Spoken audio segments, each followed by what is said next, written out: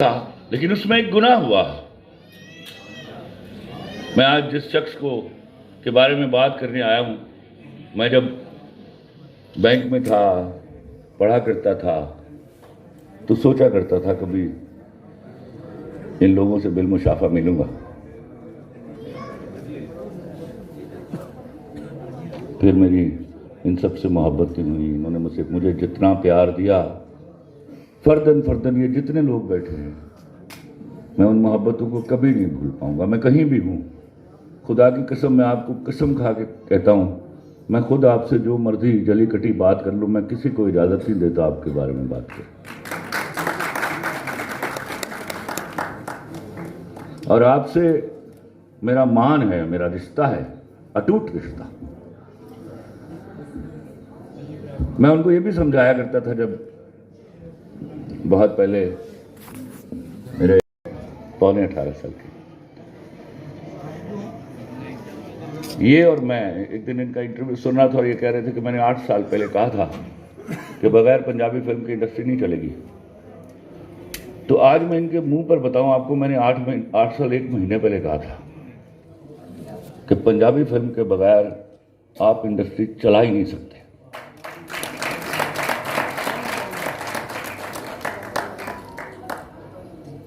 दो चार फिल्में आपको साल में नजर आती हैं, 2-4 नहीं बनती, 20-25 बनती हैं, बाकी 18-20 आपको दिखाई नहीं देती। और जब फिल्म फ्लॉप होती है तो सबसे पहले उसका प्रोड्यूसर भागता है, और प्रोड्यूसर जब भागता है तो 10 आने वालों को साथ लेकर जाता है। हमारे यहाँ एक बहुत बुरी रिवायत थी, जब मैं इंडस्ट्री में एंटर हुआ, प्रोड्यूसर को पार्टी कहा जाता था। मैं हाथ जोड़ता था, समझाता था, खुदा के वास्ते ये जिंदा रहेगा तो तुम लोग जिंदा रहोगे। मैंने अपने बड़े बड़े महा एक्टरों को देखा, जो मैं रात की रात सिर्फ एक प्रोड्यूसर होता था, जो कच्ची लिखाई से बिल वसूल कर रहा होता था, उसके अलावा कोई परेशान नहीं होता था। और अगले दिन उसका कोई पुरसाने हाल नहीं होता था। आज आपका कोई पुरसाने हाल नहीं है। 10-10, 12-12 सालों से आपने फिल्म नहीं की कोई, वो हम कंधे से कंधा जोड़ लेते, वो एक दूसरे के गम में, सुख में, दुख में इकट्ठे हो जाते।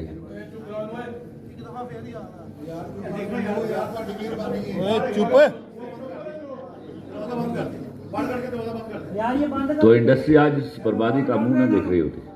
भाई तुम ही तो चुप कर जाना, तो आप ही भी बोली जा रहे हैं। ये चुप कराने का क्या तरीका है?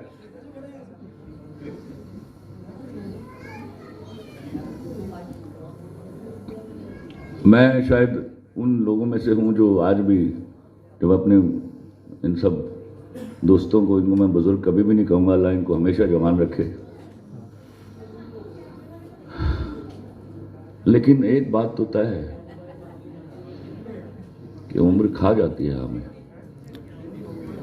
इससे पहले कि उम्र इनको खा जाए, उम्र हमें खा जाए, अपने अपने तक कोशिश कीजिए, जो भी यहाँ मौजूद हैं, जिनको समझ है, जिन्होंने कंट्रीब्यूट किया था, जिनको एहसास है कि जितनी मर्जी अंग्रेजी बोल लें, पंजाबी फिल्म के बगैर इंडस्ट्री नहीं चल रही।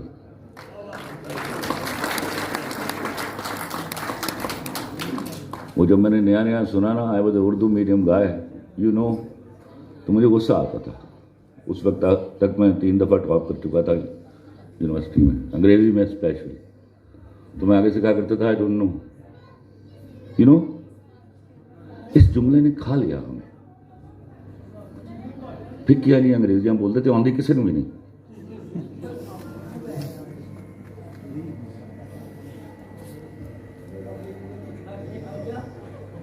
ये फर्टाइल ज़मीन है, पूरा पाकिस्तान फर्टाइल है, लेकिन पंजाब की तारीख है, ये दुनिया की ज़रखेज़ तरीन ज़मीन है। आप चढ़दा पंजाब देख लो, लहंदा पंजाब देख लो,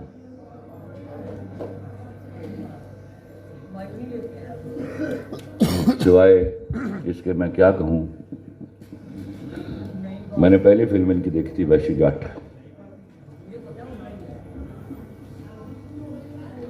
गालिबन मैं 7वीं जमात में पढ़ता था।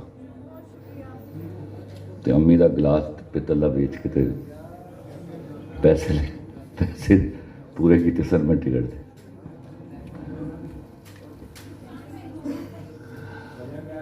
कईयों ने इल्जाम दिया उस फिल्म के ऊपर कि वो बुनियाद थी। मैं कहता हूं वैशी जट एक शाहकार फिल्म थी।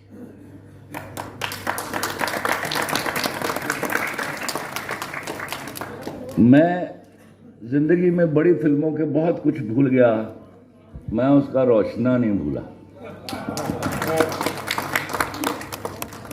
वो इतनी खूबसूरत निटिंग थी, माफी और बदले के दरमियान, लेकिन बजाय इसके कि उससे काम लिया जाता, हमने इंडस्ट्री को एक नए रास्ते पर डाला। हमारे भेड़ चालिया होने ने मरवाया। फिर मैं जब इंडस्ट्री में दाखिल हुआ तो मैंने देखा यहां जो मेरा राइटर है वो सबसे ज्यादा पिस रहा है। He is the most unimportant person. शुक्र खुदा का, मैं तो प्रोड्यूसर राइटर आया। मैंने कहा अल्लाह अकबर। मुझे एक बड़े मशहूर डिस्ट्रीब्यूटर है, उनके ऑफिस में बैठा हो, मुझे कहानी सुना रहे थे। यार खलील साहब, एक ज़माना होता था 10 लोग बैठते थे, रात को कहानी डेवलप हो जाती थी, सुबह हम राइटर को बुलाते थे। तो मैंने कहा एडी कि जरूरत सी, तुम उर्दू लिखनी नहीं सी आती? 10 बंदे जो कहानी बना लेंगे 100 मामे होते कहानी भी लिख लेनी सी। आपने समझा क्या हुआ राइटर को?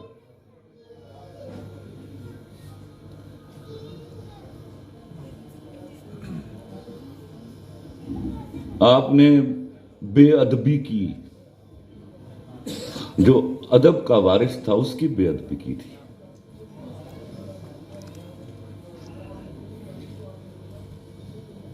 मैं लड़ा उसके लिए और बाबांगे दोहल लड़ा और अल अलानिया बोलता था। है कोई जिसकी जुर्रत हो कि मेरा का के की इधर उधर कर दे? यह मैं अपने लिए नहीं कर रहा था। खुदा की कसम, जिस मुल्क ने, जिस इंडस्ट्री ने अपने राइटर की तौकीर नहीं की, वो बेतौकीर होकर मरी, जिस तरह लाहौर की इंडस्ट्री मरी। मैंने अपनी आंखों से देखा मुख्तलिफ सेटों पर मेरे राइटर के सीन एक्टर काट रहा है। मामा तू राइटर है तो आप ही लिख ले, हाँ घरों ले आया कर सीन लिख के।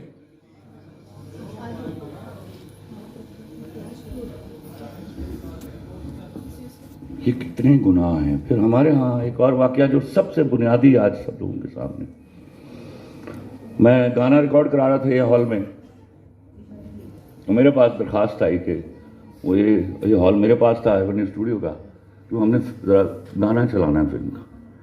इस गाने के पीछे एक तारीख ये थी कि मेरा सूली का सेट लगा हुआ था, वहाँ सूली सीरियल था मेरा साथ, तो वहाँ मेरी बेटी का बेड गया हुआ था शूटिंग के लिए। तो मैंने कहा सर वो बेड भी हमें चाहिए। तो मैंने कहा ले लीजिए, वो इससे पहले गाना शूट हो चुका है। तो जिन्होंने एवेन्यू स्टूडियो का वे हॉल देखा, उसके बीच में रिकॉर्डिंग रूम से के शीशा है और सामने आपको स्क्रीन दिखाई देती है। तो फिर एक दिन आया कि जनाब वो गाना देखने मेरे अंदर रिकॉर्डिंग चल रही थी। तो मैंने कहा कोई नहीं, 5 मिनट का गाना है, देख लेते हैं। मैं उससे चन्ना सची मुची बना रहा था, तो मैंने अचानक देखा कि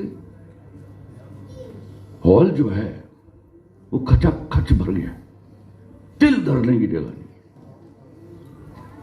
मैंने कहा अल्लाह मान, ये कौन सा गाना है जिसके लिए पब्लिक जो है इस तरह इकट्ठी हो गई है? वो गाना चला गया। गाना शुरू हुआ, मेरी बेटी के बेड के ऊपर जो खातून अदाकारा थी उसने 30 सेकंड के बाद अपने सारे कपड़े उतार दिए और उसके साथ हमारी एक बड़ी मशहूर हीरोइन का शौहर रहा है, वो भी रिसेंटली तलाक हुई, उसका जो शौहर है वो। And this was what was happening. मैं अंदर जाता हूँ गुस्से से, तो गाना खत्म हो गया है, तो प्रोड्यूसर को कहा जा रहा है वाह वाह जनाब, कहता बस अल्लाह की मेहरबानी, अल्लाह की कसम है, मैंने ये अल्फाज सुने।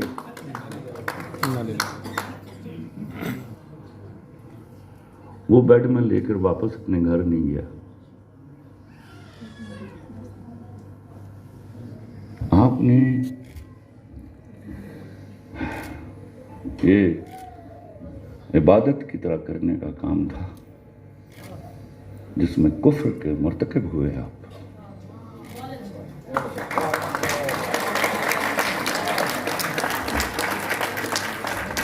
इतना बड़ा डायरेक्टर आपका यहाँ बैठा हुआ है, एंड यू नो पार्टी जो है वो फिल्में बना रही है, मैं उनको जानता नहीं,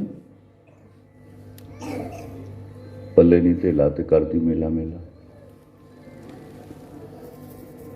तो आइए किसी तरह वो जो माने उन तो बड़ा आदमी हो गए, डू समथिंग, कुछ लोग मिलो, अच्छी खूबसूरत मेलोडियस पंजाबी फिल्म बनाओ।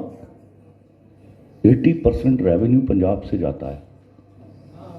वो लोग मुझसे पूछते हैं, मैंने 2 रीसेंट फिल्में जो लिखी, पंजाब नहीं जाऊंगा और लंदन नहीं जाऊंगा, तो मैंने जानबूझ के लिखी कि उसमें पंजाबी एक्सेंट रहे। मुझे मालूम था उर्दू आप भूल चुके, ना तुहानू उर्दू आती ना तुहानू अंग्रेजी आती, ये अपनी जबान समझ के आ जाती, भावें झूठ ही बोलते रहते।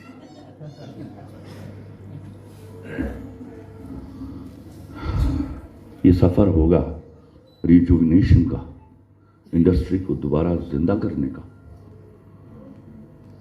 और जब तक इन बड़े लोगों को उम्रें खा नहीं जाती, इनसे फ़ायदा हासिल कर लीजिए। Thank you very much. Khalil भाई, खलील साहब, आप 2 मिनट के लिए यहाँ आइएगा। मैं गुजारिश करूँगा चेयरमैन प्रोड्यूसर एसोसिएशन मोहतरम जुल्फ़कार खाना साहब से तशरीफ़ लाएं।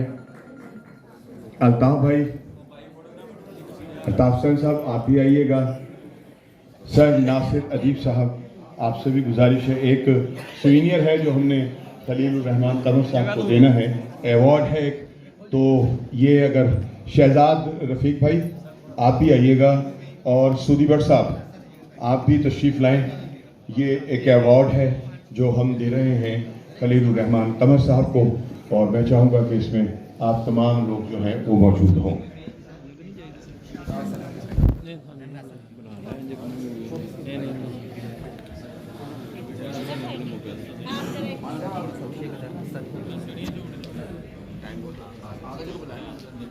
जी आगा जी, इनकी ये महफिल है, आप तो बिल्कुल बैठा बैठा सर, आइए तो सही, आप ही का अवार्ड है, आप अवार्ड के लिए आइए, मेहरबानी।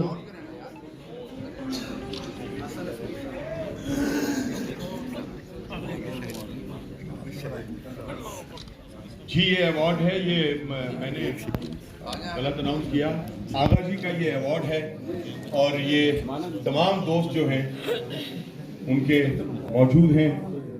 ये अवार्ड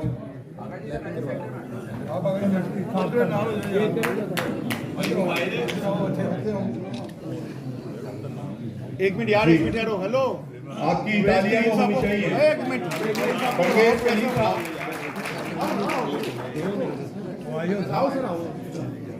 पता लग रहा है ना, परवेज कलीम साहब आइए, और खावर नईम हाशमी साहब आप भी तशरीफ लाइए।